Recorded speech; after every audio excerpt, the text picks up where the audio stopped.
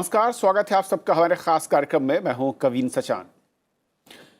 कोई भी देश या कोई भी शहर या कोई भी समाज अचानक विकसित नहीं होता है। एक सतत प्रक्रिया है विकास की, और इस प्रक्रिया के रास्ते में कई उतार चढ़ाव आते हैं, यानी कई समस्याएं आती हैं, चाहे वो सामाजिक तौर पर हो, आर्थिक तौर पर हो या तकनीक के तौर पर।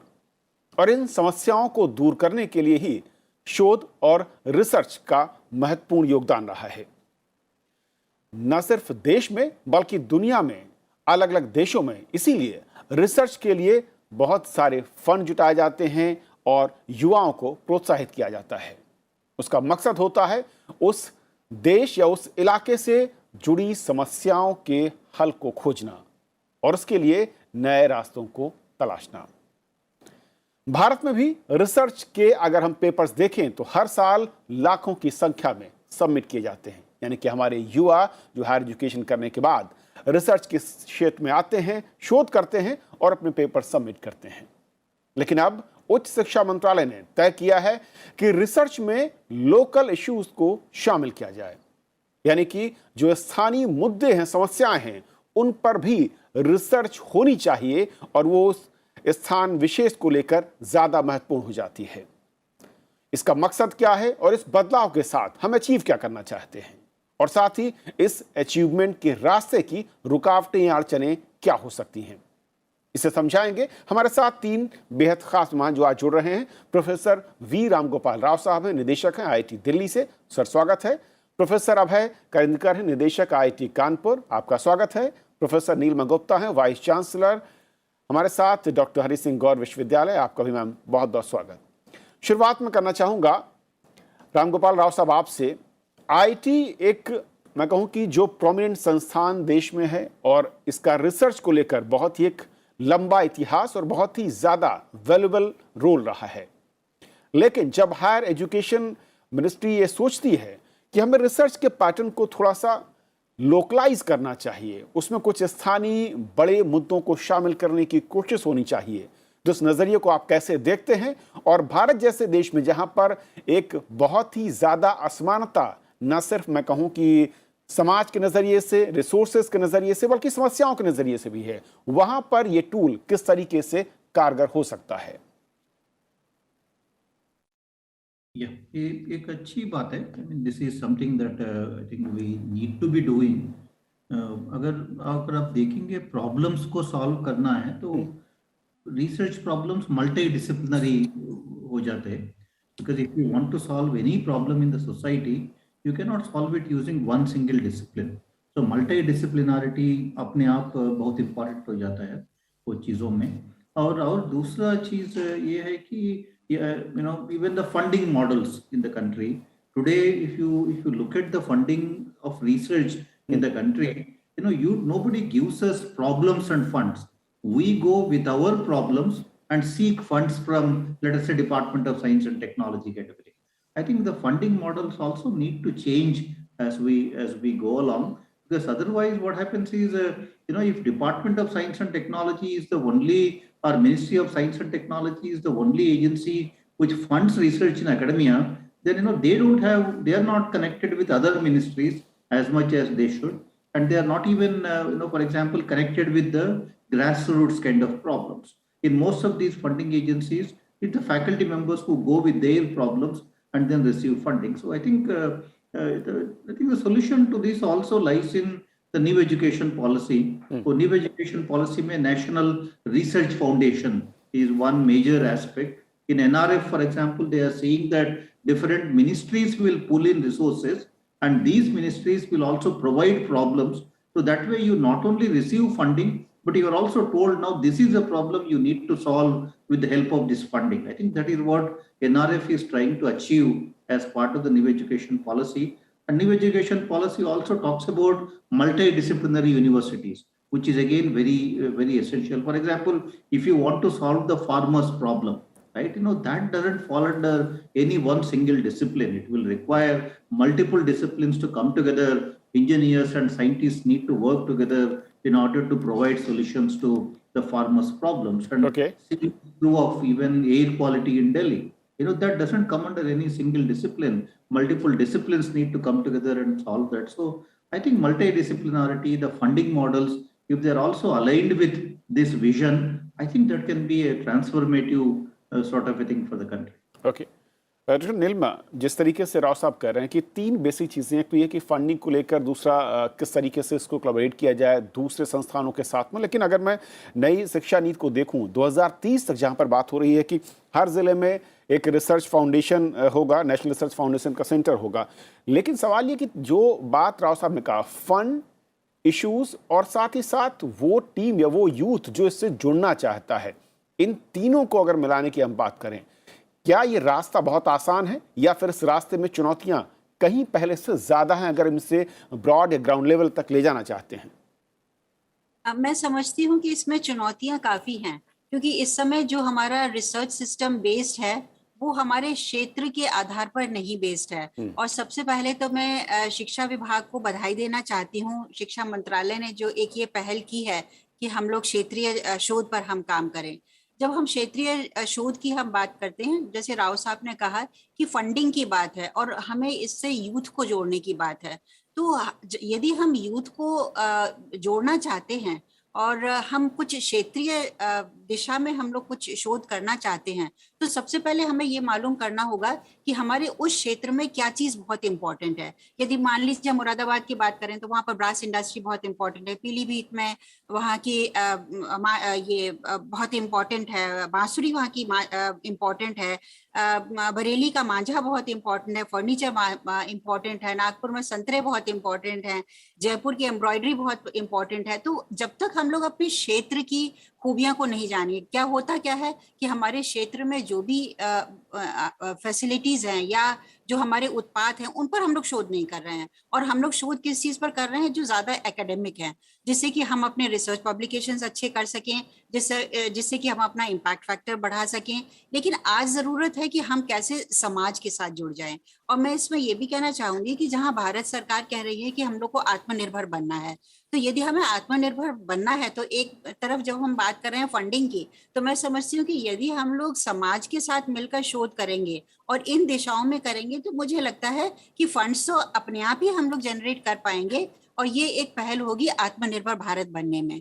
तो मुझे लगता है कि ये सारी चीजें मिली हुई हैं और हम लोगों को अपनी दिशा अवश्य ही बदलनी होगी कि हम लोग आज जो ट्रेडिशनल एक रिसर्च कर रहे हैं, we have to move on to that type of research which is based on our local needs and we have to become vocal for local, जैसे कि माननीय प्रधानमंत्री जी कहते हैं। और ये करने के लिए हमें क्षेत्रीय शोध पर हम लोग जो भी प्रॉब्लम्स हैं उन पर हम लोग शोध करें, और इसी के साथ I feel that we will be giving birth to innovation.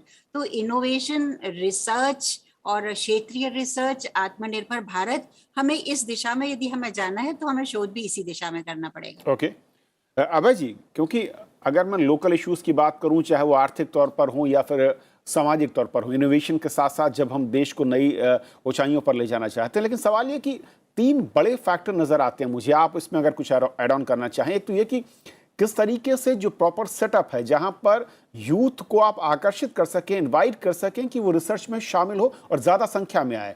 दूसरा ये कि उस रिसर्च के बाद वो किसी के लिए एक फ्रूटफुल रिजल्ट के साथ सामने आ रहा हो जिसका कि हम जमीन पर इम्प्लीमेंटेशन भी देख पाए। आई थिंक जैसा कि प्रोफेसर रामगोपाल राव और प्रोफेसर नीलिमा गुप्ता दोनों ने बताया कि पर्टिकुलरली सिंस मैं आईआईटीज में हूँ, तो साइंस और टेक्नोलॉजी का जिस तरीके से उपयोग हम first of all translational research में करें, पहले तो हम लोकल प्रॉब्लम सॉल्व करने से पहले हम अपनी रिसर्च जो है वो बेसिक और फंडामेंटल रिसर्च के साथ साथ एक ट्रांसलेशनल रिसर्च की तरफ ले जाए, ताकि जो हम शोध कर रहे हैं उसका सीधा उपयोग जो है वो समाज और हमारे जो आसपास के क्षेत्र के लोग हैं उनको सीधा उपयोग हो सके। तो इस संबंध में सभी आईआईटीज ने कई सारे प्रयास किए हुए हैं, और हमने अभी हाल ही के दिनों में देखा है कि हमारे आईआईटीज में जो इंक्यूबेटर है और जिसमें हमारे छात्र और युवा जुड़े हुए हैं, जो अपने लैब में की हुई रिसर्च को सामयिक बनाकर उससे जो है आसपास के क्षेत्रों में उसका प्रभाव कैसे हो सकता है, समाज और देश पर उसका कैसे प्रभाव हो सकता है, और साथ में उससे हम छोटे और लघु और बड़े उद्योग कैसे बना सकते हैं। तो इसकी एक सीधी कड़ी हमने हाल ही के वर्षों में देखी हुई है, जिससे इनोवेशंस और नवाचार के क्षेत्र में लोगों की रुचि जागी है और वो lab to research to product की तरफ आगे बढ़े हैं। तो इस दिशा में यदि हम और आगे प्रयास करें ताकि हमारे आसपास के क्षेत्रों की समस्याओं को हम एक रिसर्च प्रॉब्लम्स की तरह देखें और फिर उन पर शोध करें और उनको लैब में शोध करने के बाद उनको सीधे प्रोडक्ट और टेक्नोलॉजी में डेवलप करें और फिर हम अपनी उनकी कंपनी या छोटे उद्योग और बड़े उद्योग लगाएं, ताकि जो है इसका प्रभाव आसपास के क्षेत्रों में हो, उससे उद्योग भी बढ़े और लोगों को रोजगार भी मिले और यहाँ की आर्थिक व्यवस्था में भी सुधार आए। तो ये सब जुड़े हुए हैं और औद्योगिक जो हमारे प्रौद्योगिक संस्थान हैं और जो इंजीनियरिंग और टेक्नोलॉजी इंस्टीट्यूट्स हैं, इनका इसमें जो योगदान है वो और भी ज्यादा बढ़ जाता है। राव साहब, क्योंकि जब रिसर्च की बात हो रही है, इनोवेशन की बात हो रही है, साइंस एंड टेक्नोलॉजी या आईटी जैसे संस्थानों का योगदान है, उनकी एक बड़ी हिस्सेदारी है। लेकिन मैं इससे अलग अगर दूसरे सेक्टर्स को देखूं, वहां पर रिसर्च क्या महज आरोप लगते हैं कि वो एक एकेडमिक अपनी फाइल या अपने एक मैं कहूं कि प्रोफाइल को बड़ा करने का सिर्फ एक अब तक सोर्स रहा है, या फिर कहीं उसके बाद जो उसकी ज़रूरतें उस युवा की या उसके साथ उसकी जो आजीविका है, अर्निंग है, उसको हम जोड़ नहीं पाए, इसीलिए वहां पर उस तरीके के नतीजे नहीं जैसा कि साइंस एंड टेक्नोलॉजी में है? ये इतना आसान प्रॉब्लम भी नहीं है, क्योंकि अगर everything depends on the assessment process. When you go for promotions, for example, in our institutions, if we are asking faculty members how many papers have you written, they are going to write papers to get those promotions. So therefore, if we want to change the culture of our institutions, we need to also look at the assessment processes that exist in our institutions for promotions and for any higher level positions and all of that, which is one very important, the assessment processes. I think, overall, the relevance of research is the major contention here. अगर आप London का air quality model करके भी papers publish कर सकते हैं, आप दिल्ली का एयर क्वालिटी मॉडल करके भी पेपर्स पब्लिश कर सकते हैं, बट दोनों में डिफरेंस ये है कि एक में रिलेवेंस है और एक में जस्ट सिंपल रिसर्च है. क्योंकि अगर आप लंदन का एयर क्वालिटी मॉडल करना है तो आपको सारा डेटा ऑनलाइन मिल जाएगा, क्योंकि all the data is very nicely structured and available. But if you want to start solving the Delhi air quality, you need to start from basics. Now you need to first of all develop technologies to measure the pollution levels. You need to place them at multiple places. I think you need to do a lot more work. It tends to become a lot more difficult also for researchers to address some of these local problems. But that is what now needs to happen, because we need to start somewhere. I think we cannot continue to take problems from libraries and publish papers, and these papers also go back to library. Right. Most of our research, when I look at it, it's library to library. It never sees the light of the day. And that is how the research is currently done. And the measurement of research is also in terms of number of publications, number of citations. That is how we judge all our faculty members. I think unless these issues change, unless we pick up problems, which are relevant to the society, and unless we use the startups and other kind of means to transfer these technologies to the society, I think the institutions will not be visible in the society. Our institutions, among peers, everything is known. That if you have written a paper, the people who read those papers are aware of what is happening. But society doesn't benefit from that fund. There is also no visibility of this research in the society, because society doesn't really see any benefit of the research that is happening in most of the academic institutions. Of course, there are good people. There is a lot of research that is currently happening which has that kind of societal relevance. For example, there is Unnat Bharat Abhiyan program, which IIT Delhi is the national coordinator, and almost 10,000 villages are connected with IITs and other academic institutions through the Unnat Bharat Abhiyan initiative. And that is one way we are trying to pick problems from the society and trying to provide solutions to some of these problems. I think things are beginning to change now, but this is a process, this is a journey, and a lot of things need to come together in order for us to start addressing these problems in the society. Professor Neelima, क्योंकि दो चीज़ें, जैसा कि राव साहब ने कहा कि जो भी रिसर्च है और जिस तरीके का लेवल है या फिर हम स्टैंडर्ड की जो बात करते हैं बहुत डिफरेंट है अगर हम फॉरेन विश्वविद्यालय या कॉलेजेस की बात करते हैं। क्या हमारे देश में जो विश्वविद्यालय या फिर कॉलेजेस हैं वहाँ पर इंफ्रास्ट्रक्चर का डेफिसिट है इस तरीके का, इसलिए दिक्कत है, या फिर जो हमारा मॉडल अब तक कर रहा है उसमें कहीं कोई लैक है, उसको ओवरहॉलिंग की ज़रूरत है और ज़्यादा तेज़ी के साथ, मैं कहूँ कि समय के साथ ख़ास तौर पर उसमें बदलाव की ज़रूरत है? आपके दोनों जो बिंदु आपने कहे वो बहुत ही अहम है। फर्स्ट वन कि हम अगर इंफ्रास्ट्रक्चर की हम बात करें तो we have very many categories of institutions. We may have a college in a small city, we may have a big college, we may have a small university, a private university, a government university, and the facilities in all these universities is different.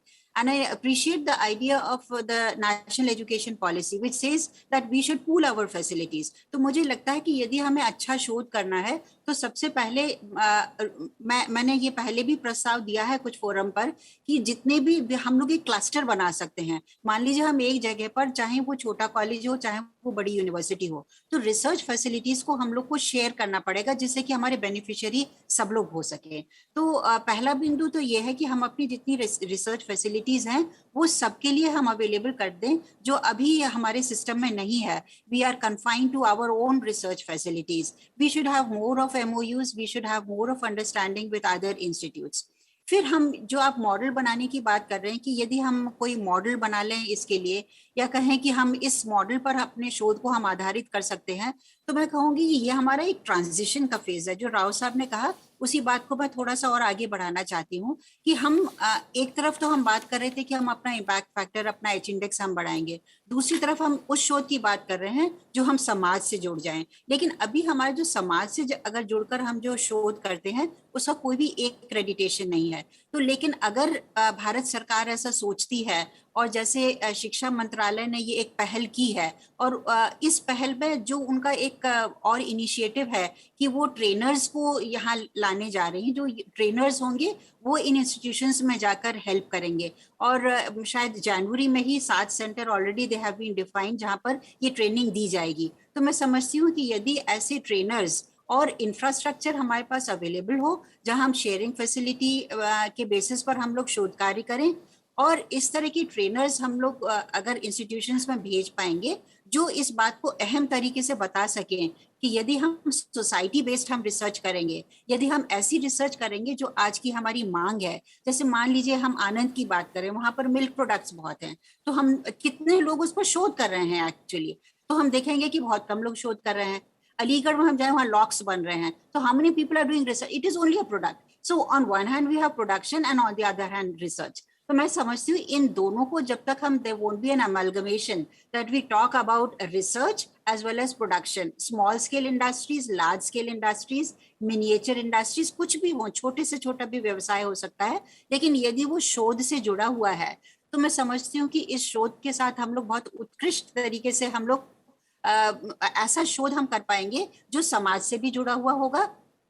हम सोच रहे हैं कि हम लोग इतना unemployment है, उसके साथ भी this will also be a solution to unemployment. तो हमारे जितने भी ऐसे शोधार्थी हैं वो इसमें हमारी मदद कर सकते हैं। ओके अभय जी, दो और महत्वपूर्ण चीज़ें, एक तो ये कि अगर जब हम लोकल लेवल पर जाने की बात कर रहे हैं, यानी कि लोकल इश्यूज़ को शोध के में शामिल करने की बात कर रहे हैं, लेकिन जो राव साहब कह रहे हैं कि रिसर्च सिर्फ लैब तक सीमित ना रहे, लैब से बाहर जो है समस्या है उसको मिटाने की तरफ अगर उसको हम ज़मीन पर ना उतार पाएँ तो फिर उसका मकसद अधूरा रह जाता है। इस दिशा में क्या बड़े बदलाव आपको लगता है या फिर आगे का रोड मैप हो सकता है जो इनिशिएटिव्स हमें आगे लेने चाहिए? अभी बहुत सारे बड़े बदलाव आ रहे हैं और बहुत बड़े बदलाव लेने की जरूरत भी है।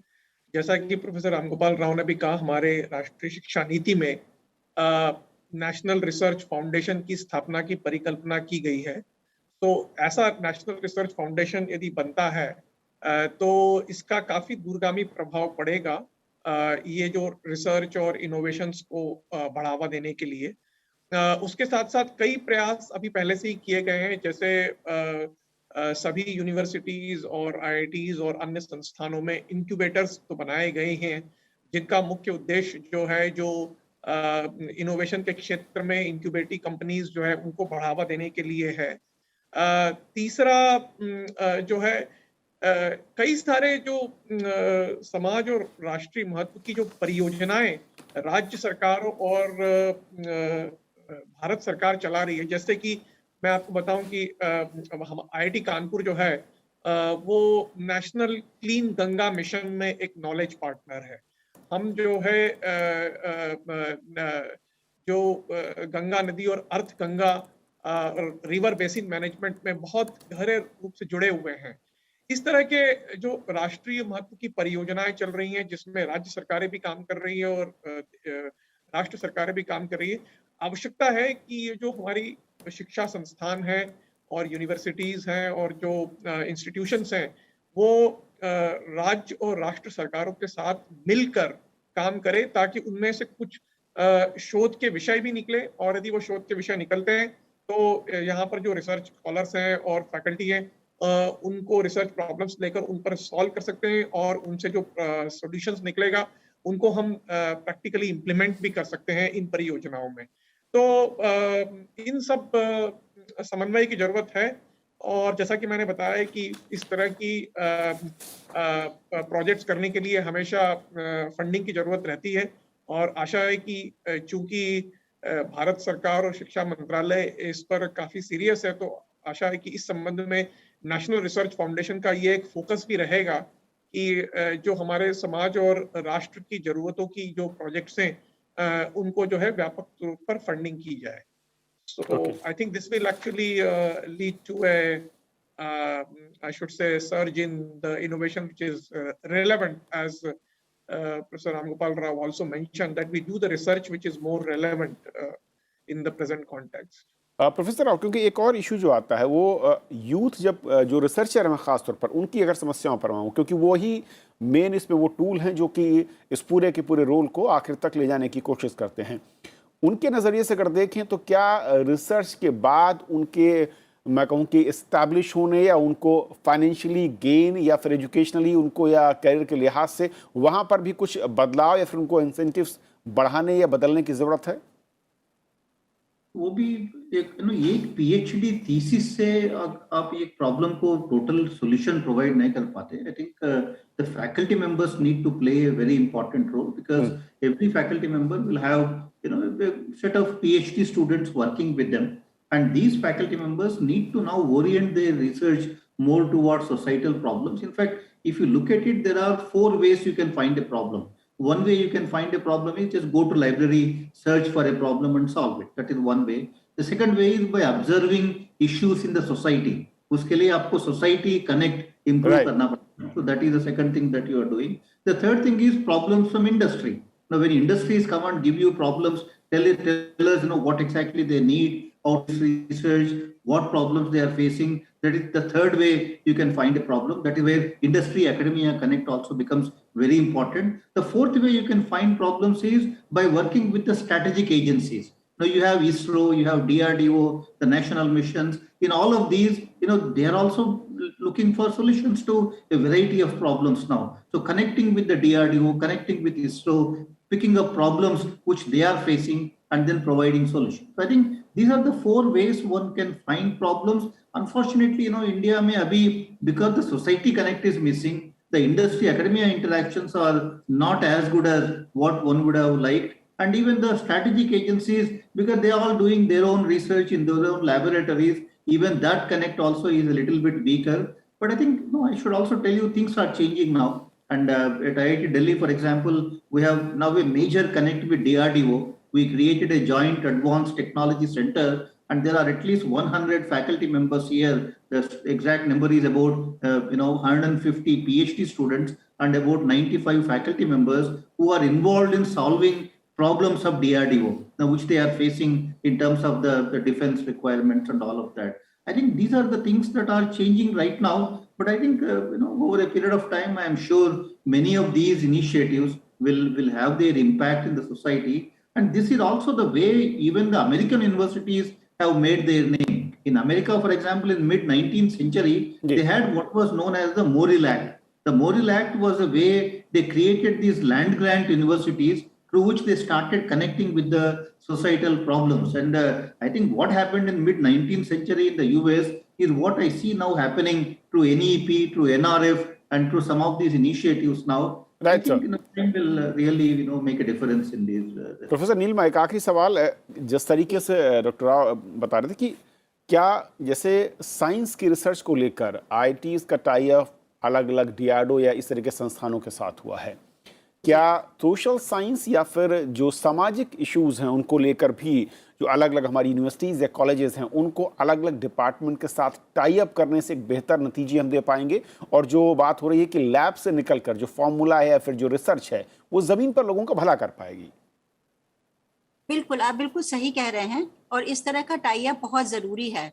अगर जैसे अभी हम टेक्निकल एजुकेशन की बात कर रहे थे, लेकिन क्योंकि डॉक्टर हरि सिंह गौर विश्वविद्यालय एक ऐसा विश्वविद्यालय जिसमें साइंस, आर्ट्स, मैनेजमेंट ये सारे कोर्सेज इसमें चलते हैं, जितने भी ट्रेडिशनल कोर्सेज हैं। तो हम लोगों ने भी जैसे कुछ एमओयूज किए। हमने एक तो अभी जैसे कामधेनु पर हम लोगों ने एक भारत मंत्रालय से ही हम लोगों ने एक एमओयू किया है। तो मुझे लगता है कि ये काफी लाभान्वित होगा और हम लोग जो इससे जुड़े हुए शोध हैं इसका हम लोग एक शोध केंद्र शुरू कर रहे हैं। इसी तरह से ZSI से, ज़ूलॉजिकल सर्वे ऑफ इंडिया से हम लोगों ने एक एमओयू किया है, बोटानिकल सर्वे ऑफ इंडिया से एक एमओयू किया है। तो हम लोग, मुझे लगता है, इन संस्थानों से जुड़कर अवश्य ही एक इंटरैक्टिव रिसर्च हम कर सकते हैं और समाज से बेस्ड हम कुछ शोध कार्य कर सकते हैं। अभय जी, एक आखिरी कमेंट मैं आपका चाहूँगा।